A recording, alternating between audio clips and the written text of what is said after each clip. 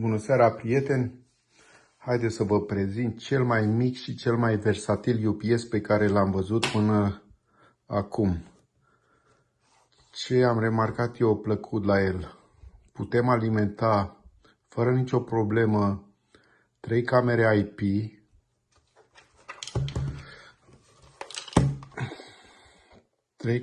IP, avem 4 ieșiri de 12 volți, mai avem o ieșire de 9 volți sau 12 volți selectabil.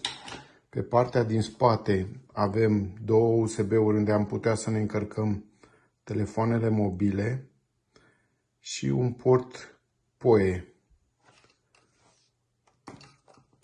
Avem posibilitatea să-l prindem pe perete. Este foarte ușor și foarte plăcut la atingere.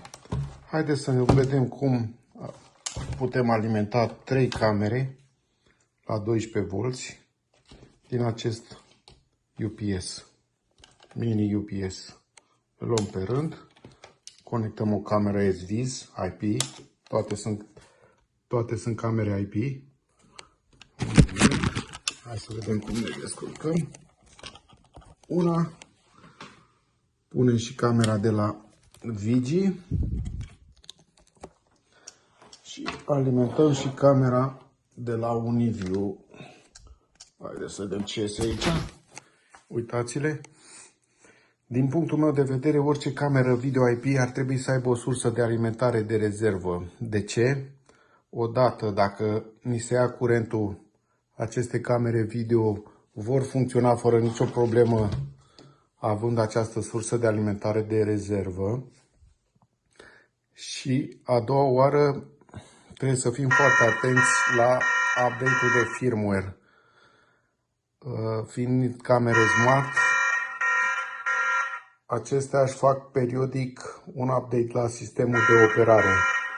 Și dacă acest update de firmware se întrerupe, putem să aruncăm camera video.